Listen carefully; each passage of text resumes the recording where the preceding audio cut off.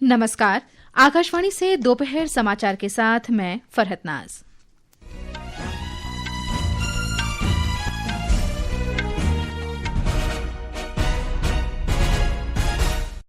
वित्त मंत्री निर्मला सीतारामन ने कनाडा के टोरंटो में भारतीय व्यापारी समुदाय को संबोधित किया।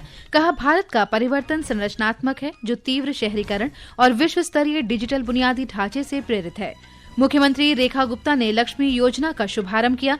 2,500 लाभार्थियों को स्वीकृति पत्र सौंपे।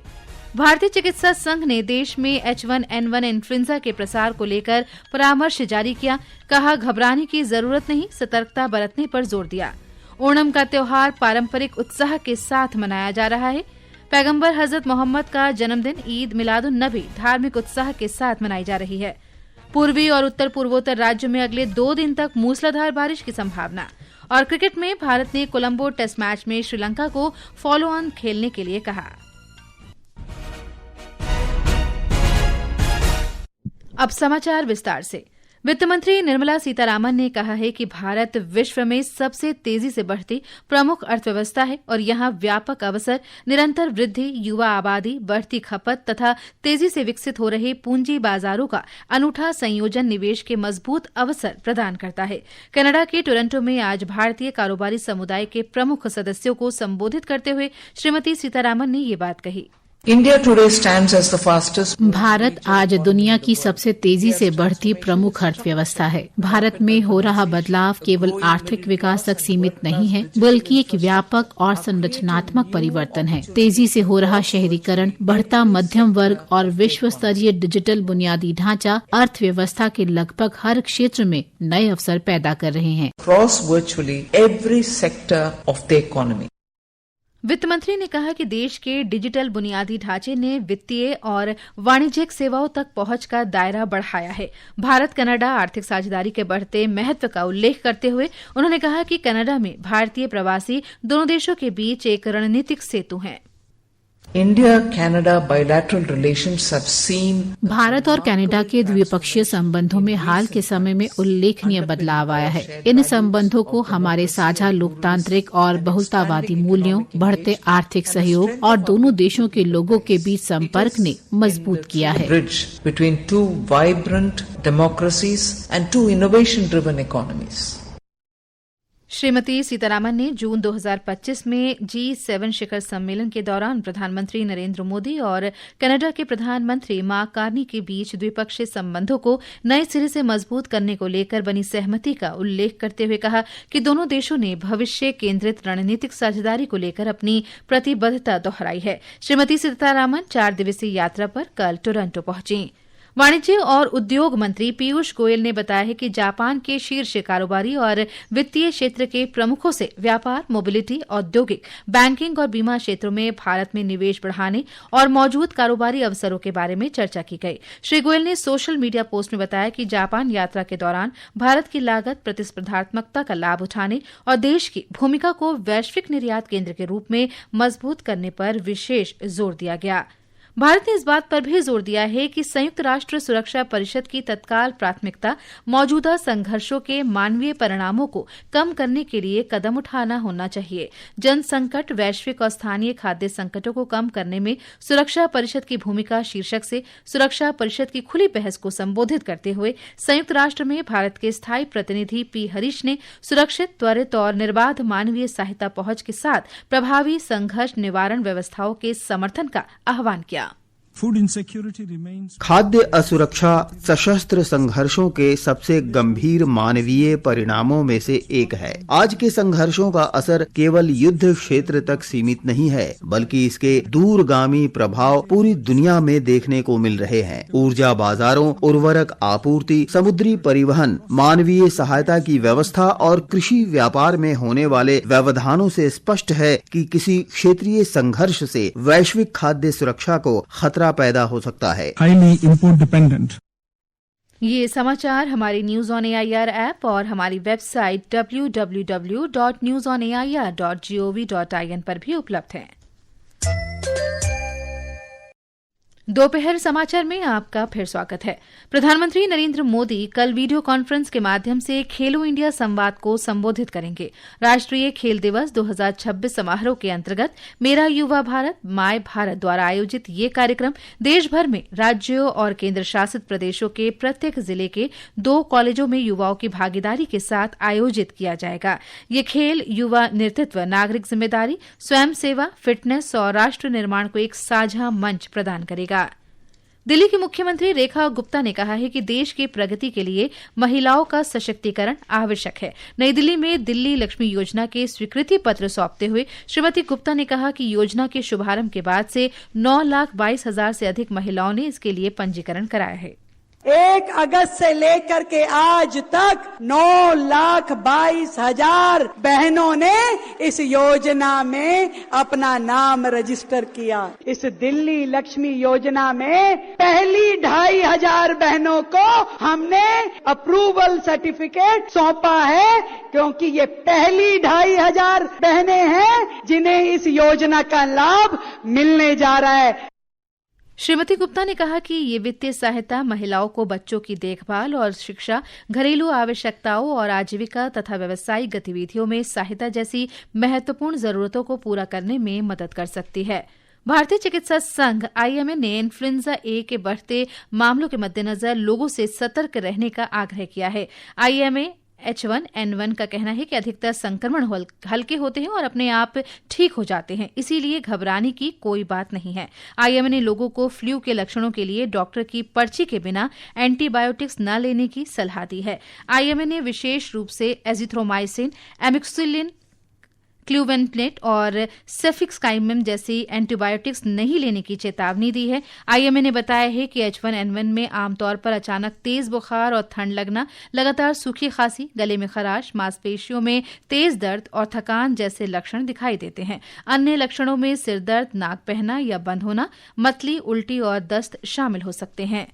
राष्ट्रीय परीक्षा agency UGC net, CSIR net तथा ICAR AIEEA PG और AICE PhD 2026 परीक्षा की अंतिम उत्तर कुंजी और परिणाम इस सप्ताह जारी करेगी। एजेंसी ने बताया है कि परिणाम और अंतिम उत्तर कुंजी उसकी वेबसाइट पर उपलब्ध रहेगी।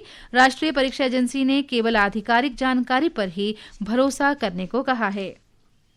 भारतीय जनता पार्टी ने आरोप लगाया है कि कांग्रेस और उसके वरिष्ठ नेता राहुल गांधी के लिए महिला सशक्तिकरण केवल चुनावी नारा है। नई दिल्ली में आज संवाददाता सम्मेलन को संबोधित करते हुए भाजपा नेता बांसुरी स्वराज ने कहा कि केंद्र सरकार ने महिलाओं को सशक्त बनाने के उद्देश्य से लोकसभा में नारी शक्ति वंदन अधिनियम पेश किया था। उन्होंने आरोप लगाया कि कांग्रेस ने इस विधेयक का विरोध किया और सदन में इसके पारित होने में बाधा डाली। उन्होंने हिमाचल प्रदेश और कर्नाटक की कांग्रेस शासित सरकारों में महिला मंत्रियों की अनुपस्थिति को लेकर राहुल गांधी से सवाल किया। आकाशवाणी कोलकाता ने आज प्रसारण के 100वें वर्ष में प्रवेश किया है। आकाशवाणी कोलकाता की शताब्दी यात्रा का ब्यौरा हमारे संवाददाता से। आकाशवाणी कलकत्ता ने आज अपना शताब्दी वर्ष में प्रवेश किया है, जो बंगाल में प्रसारण की इतिहास का एक महत्वपूर्ण पर्व है। केंद्र ने 26 अगस्त 1927 को अपना पहले बंगाल प्रसारण शुरू किया था। पिछले 100 वर्षों में आकाशवाणी कलकत्ता बंगाल के सामाजिक और सांस्कृतिक जीवन का एक अभिन्न हिस्सा बन गया है। समाचार, संगीत, साहित्य, नाटक, शिक्षा और जनसेवा कार्यक्रम के माध्यम से इसने कई पीढ़ियों के श्रोताओं को जोड़ा और ज्ञान चर्चा को दिशा देने में भी महत्वपूर्ण भूमिका निभाई। प्रसार भारती के अधीन ये केंद्र आज आधुनिक माध्यमों के जरिए श्रोताओं तक पहुंचने के साथ साथ अपनी समृद्ध विरासत को भी संरक्षित कर रहा है। संदीपन दासगुप्ता के साथ अभिरूप भट्टाचार्य जी, आकाशवाणी समाचार, कलकत्ता। ये समाचार आकाशवाणी से प्रसारित किए जा रहे हैं। ताज़ा समाचार जानने के लिए आप हमारे न्यूज ऑन AIR ऐप और social media handle X @AIR News Hindi को फॉलो कर सकते हैं। ये आकाशवाणी है। दुनिया भर में रह रहे केरलम वासी आज तिरुओणम का पर्व मना रहे हैं। एक रिपोर्ट। तिरुओणम के अवसर पर पारंपरिक पुष्प सज्जा ओण पुक्कलम से उत्सव की शुरुआत हुई। इसे पौराणिक राजा महाबली के स्वागत के लिए बनाया जाता है। फसल का ये प्रमुख पर्व सभी केरल वासियों द्वारा उत्सव के साथ मनाया जाता है। सबरीमाला, अरुणमुला और गुरुवायूर सहित राज्य के विभिन्न मंदिरों में विशेष पूजा अर्चना की जा रही है। पारंपरिक केरल भोज ओण साध्या भी तिरुओणम के प्रमुख आकर्षणों में शामिल है। आज राज्य भर में आधिकारिक आयोजनों सहित सांस्कृतिक कार्यक्रम और पारंपरिक खेल आयोजित किए जाएंगे। तिरुवनंतपुरम से स्मृति एम पलरोत्थी की रिपोर्ट के साथ समाचार कक्ष से वैष्णवी। वहीं पैगंबर हजरत मोहम्मद का जन्मदिन ईद ए मिलादुन्नबी आज देश के विभिन्न भागों में धार्मिक श्रद्धा और उत्साह के साथ मनाया जा रहा है। इस सिलसिले में आज पैगंबर मोहम्मद के जीवन और शिक्षाओं पर मिलाद महफिलें और सीरत सम्मेलन आयोजित किए जाएंगे। इस अवसर पर मिलाद जुलूस भी निकाले जा रहे हैं। इसके लिए जगह जगह सुरक्षा के व्यापक इंतजाम किए गए हैं। इस अवसर पर राष्ट्रपति, उपराष्ट्रपति, प्रधानमंत्री और गृहमंत्री ने सभी देशवासियों को शुभकामनाएं दी हैं। आकाशवाणी समाचार के पूर्व समाचार वाचक पंचदेव पांडे का आज निधन हो गया। उन्होंने 1963 में आकाशवाणी वाराणसी से उद्घोषक के रूप में अपने सफर की शुरुआत की थी। उन्होंने 1983 से 1997 तक आकाशवाणी दिल्ली में समाचार वाचक के रूप में अपनी सेवाएं दी।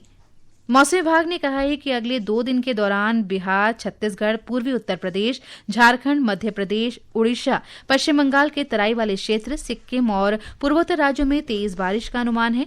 वहीं उत्तराखंड, पूर्वोत्तर राजस्थान, आंध्र प्रदेश और अंडमान निकोबार द्वीप समूह में शनिवार तक तेज हवाएं चल सकती हैं। विभाग ने अगले सप्ताह देश में बारिश कम होने की संभावना जताई है। इस बीच दिल्ली के कुछ हिस्सों में कल आमतौर पर बादल छाए रहने और हल्की बारिश हो सकती है। छत्तीसगढ़ के ऊपरी जलग्रहण क्षेत्रों में हुई बारिश के बाद महानदी का जलस्तर बढ़ने से उड़ीसा में एक बार फिर बाढ़ का खतरा बढ़ गया है। ब्यौरा हमारे संवाददाता से। उड़ीसा में ऊपरी जलग्रहण क्षेत्रों में बारिश के बाद कटक के मुंडली में लगभग 6,70,000 क्यूसेक पानी पहुंचा, जिससे महानदी का जलस्तर बढ़ने की आशंका है। बाढ़ का पानी आरडी, सुंदरपुर, नंदापुर और उलग पंचायत को प्रभावित कर रहा है। 6 जिलों में 1 लाख से अधिक लोग प्रभावित है। अधिकारी नदियों के जलस्तर और संवेदनशील इलाकों पर कड़ी नजर रखे हुए हैं। आईएमडी ने आज उड़ीसा के लिए बारिश की कोई चेतावनी जारी नहीं की है, लेकिन कल भारी बारिश का अनुमान जताया है। प्रकाश दास, आकाशवाणी समाचार, भुवनेश्वर। उधर उत्तरी नेपाल में आज सुबह अचानक आई भीषण बाढ़ ने सीमावर्ती बस्तियों को भारी नुकसान पहुंचाया है और निचले इलाकों के कई जिलों में हाई अलर्ट जारी कर दिया गया है। बाढ़ सुबह तिब्बत की दिशा से आती हुई भोटे कोशी नदी में उमड़ी। नेपाल की सेना ने एक बयान में कहा कि पानी के अचानक बढ़ने से रसुआ जिले के तिरुमुरे और पास के सियाफुरुबेसी इलाके में भारी तबाही हुई है। भारतीय रचनात्मक प्रौद्योगिकी संस्थान IICT और नेटफ्लिक्स ने कहानी कहने वालों की अगली पीढ़ी को समर्थन देने के लिए 100 भारतीय विद्यार्थियों के लिए छात्रवृत्ति की घोषणा की है। इस छात्रवृत्ति योजना के अंतर्गत विद्यार्थियों को 6 व्यावसायिक कार्यक्रमों में 80% तक वित्तीय सहायता प्रदान की जाएगी, जिनमें 1 वर्षीय 2 डिप्लोमा कार्यक्रम और 6 माह के 4 प्रमाण पत्र कार्यक्रम शामिल हैं। सूचना और प्रसारण मंत्रालय के सचिव और IICT बोर्ड के अध्यक्ष चंचल कुमार ने कहा कि भारत की रचनात्मक अर्थव्यवस्था एक महत्वपूर्ण मोड़ पर है। ये घोषणा प्रधानमंत्री नरेंद्र मोदी द्वारा इस वर्ष अगस्त में नेटफ्लिक्स के सहायक मुख्य कार्यकारी अधिकारी टेड सारंडोस के साथ हुई बैठक के बाद की गई है। भारत ने अत्यधिक ऊंचाई वाले इलाकों में सैनिकों के लिए स्वदेशी पैराशूट तकनीक में बड़ी सफलता हासिल की है। रक्षा अनुसंधान और विकास संगठन DRDO की आगरा स्थित ADRDE द्वारा डिजाइन और विकसित मिलिट्री कॉम्बैट पैराशूट सिस्टम का लद्दाख के न्योमा के मुध ड्रॉप जोन में सफल परीक्षण किया गया। ये दुनिया के सबसे ऊंचे ड्रॉप जोन में शामिल है। इस दौरान प्रशिक्षित जंपरों ने शून्य से नीचे करीब 15 डिग्री सेल्सियस पर लगभग 22,000 फीट की ऊंचाई से छलांग लगाई।